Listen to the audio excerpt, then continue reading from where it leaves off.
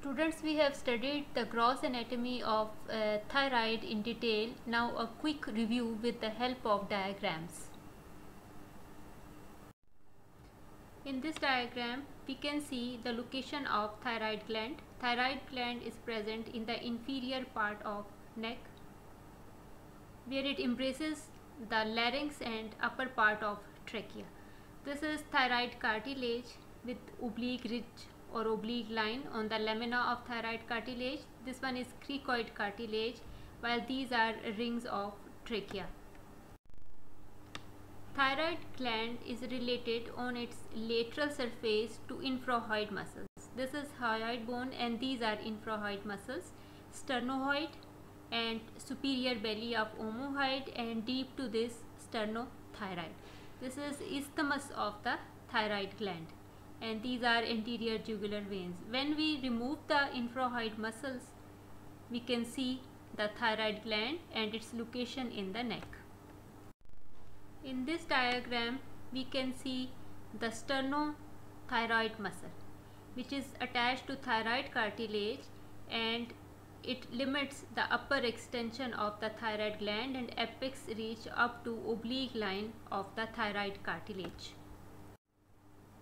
Now in the cross section, we can see this is trachea, esophagus, and this is thyroid gland, which is closely related to larynx and trachea, while in the lower part with trachea and esophagus.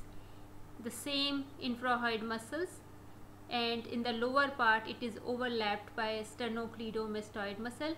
Posterolateral surface is related to carotid sheath, and especially it overlaps the common carotid artery and the recurrent laryngeal nerves on each side, which groove between the trachea and esophagus. For the medial relations, the two muscles and nerves which are present in the medial relations, this is inferior pharyngeal constrictor muscle of the pharynx, and this is cricothyroid muscle. These two muscles are related to medial surfaces of the thyroid, while this is external laryngeal nerve and this one is recurrent laryngeal nerve. These two nerves are closely related to medial surface of the thyroid gland.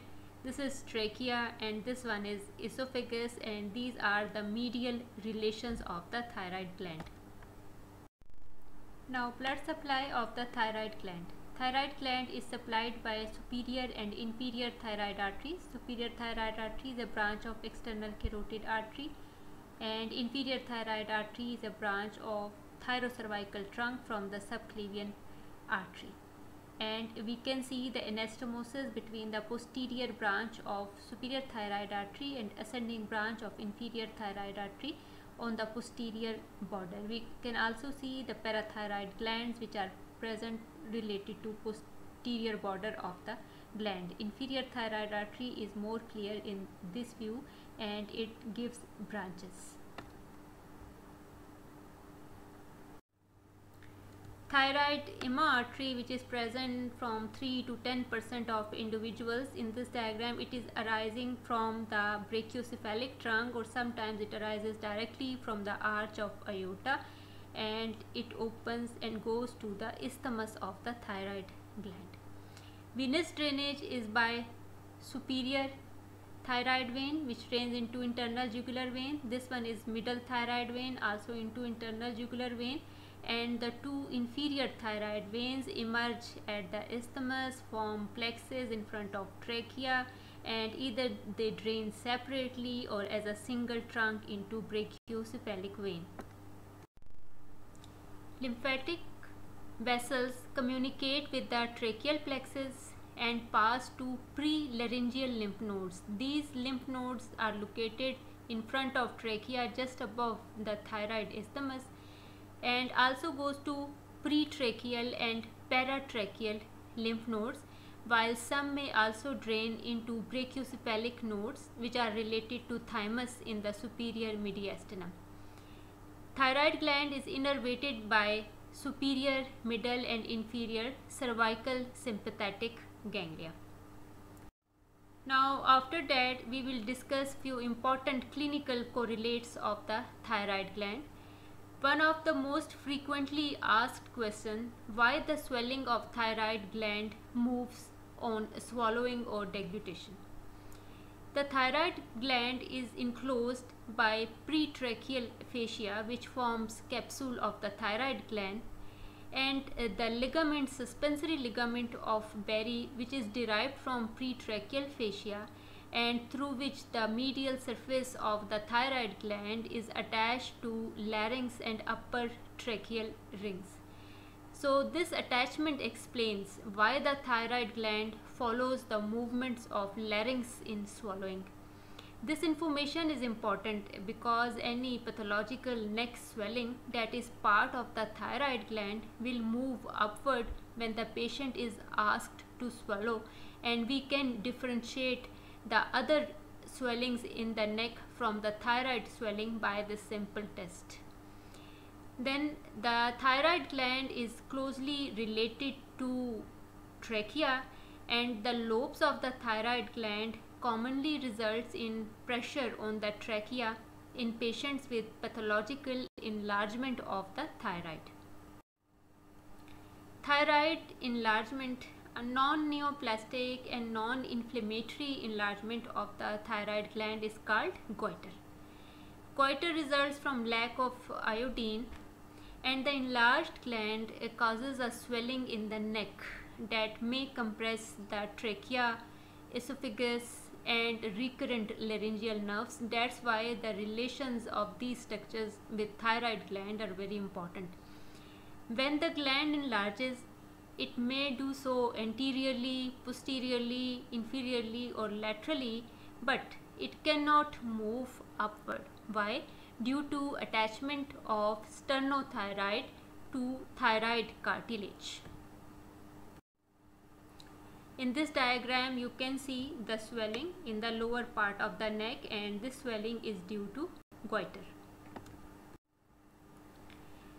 So the attachment of sternothyroid muscles to thyroid cartilage effectively binds down the thyroid gland to larynx and limits upward expansion of the gland, but there is no limitation to downward expansion, and it is not uncommon that enlarged thyroid gland may extend downward behind the sternum into mediastinum.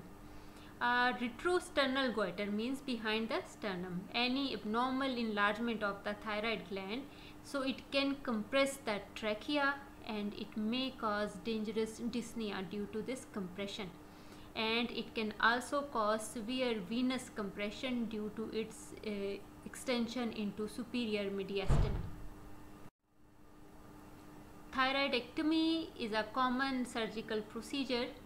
In most cases, it involves excision of part or most of the thyroid gland. It is called subtotal or partial thyroidectomy, and when it is complete, it is called total thyroidectomy. This surgical procedure is usually carried out for benign diseases such as multinodular goiter as well as thyroid carcinomas. In the surgical treatment of hyperthyroidism, remember the posterior part of each lobe of enlarged thyroid gland is usually preserved. A procedure that is called near total thyroidectomy to preserve the parathyroid glands and the important two nerves which we have just discussed. Thyroid arteries and important nerves and their relation we have already discussed. It should be remembered that the two main arteries supplying the thyroid gland, superior and inferior thyroid artery, are closely related to important nerves, and these nerves can be damaged during thyroidectomy operations. The superior thyroid artery on each side is related to external laryngeal nerve. External laryngeal nerve supplies cricothyroid muscle of the larynx. So damage to external laryngeal nerve results in an inability to tense the vocal cords, and it results in hoarseness of voice.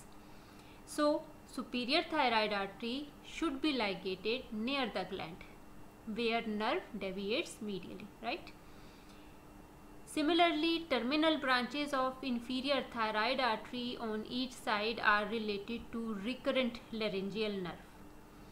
And if this nerve is injured during surgery, again hoarseness is usual sign of injury in case of unilateral damage. Because of this close relationship, the inferior thyroid artery should be ligated some distance away from the thyroid gland where it is not close to the nerve. And the other structure which we have to preserve during the surgery are parathyroid glands. The parathyroid glands are usually 4 in number and they are closely related to posterior surface of the thyroid gland. We have just seen in the diagram. In partial thyroidectomy, the posterior part of the thyroid gland is left undisturbed so that parathyroid glands are not damaged. So अगर आपसे viva में question हो तो ये दो important चीज़ें याद रखें. दो important nerves specially recurrent laryngeal nerve and parathyroid gland which are at risk during thyroidectomy. Relation of superior thyroid artery with external laryngeal nerve, inferior thyroid artery with recurrent laryngeal nerve, and in this diagram you can see the branches of inferior thyroid artery and recurrent laryngeal nerve. These are close relations of thyroid gland. Now few words about parathyroid glands. Parathyroid glands are small, yellowish brown ovoid structures usually lying between the posterior borders of the thyroid gland and its capsule. They are commonly 6 mm long, 3 to 4 mm across and 1 to 2 mm in anteroposterior thickness. Usually they are 4 in number. The superior parathyroid glands are more constant in location as compared to inferior parathyroid, and they are usually to be found midway along the posterior borders of the thyroid gland. The inferior pair are more variable in position, usually lie close to inferior poles of the gland, but they may be found within thyroid capsule below the inferior thyroid arteries or outside the sheath immediately above inferior thyroid artery or in the thyroid gland near its inferior pole. These variations are actually surgically important. These are parathyroid glands, superior parathyroid gland and inferior parathyroid gland on each side related to posterior border of the thyroid gland. Now, both superior and inferior parathyroid glands are usually supplied by inferior thyroid arteries, but superior parathyroid may be supplied by the superior thyroid artery or from anastomosis between the superior and inferior thyroid arteries on the posterior border. These glands drain into plexus of veins on the interior surface of the thyroid, while lymph vessels are numerous and associated with those of thyroid and thymus glands, and the nerve supply is sympathetic from the superior or middle cervical ganglia. So this was all about gross anatomy of thyroid gland with its clinical correlates and few important points about parathyroid glands. Thank you so much.